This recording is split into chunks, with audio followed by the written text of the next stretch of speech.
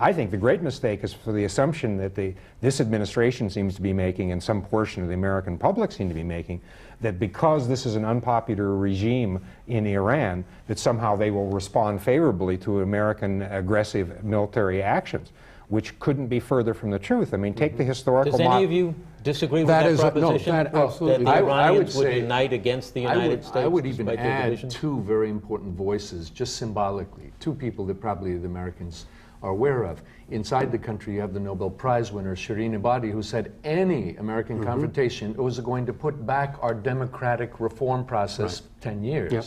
So now, she's an opponent of the current regime. She's an opponent, but another fellow who is the son of the Shah, Reza, who is here in the States, unlike all of the Iraqi nationals who were sort of cheerleading the invasion of Iraq, he came out and said, we don't need an American general marching into our country to teach us about democracy. This is a completely different situation. This is the son of the deposed Shah. That's right, who many conservative Iranian families would rally behind, hoping that he would be perhaps a successor. But he is also very much against any kind of intervention. And I think that Washington should adhere to that. And look at the history of this. When the Iraqis invaded Iran in 1980, it was the state inside of Iran prior to that was almost civil war. You had factions at each other's throats. That's right. The entire country was divided. Within 24 hours, there were lines around the block at all the recruiting stations of people,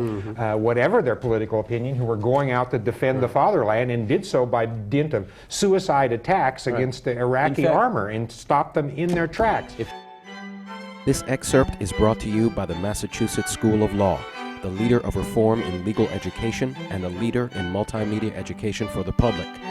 To view the full interview and for a full listing of MSL's programs, log on to mslaw.edu.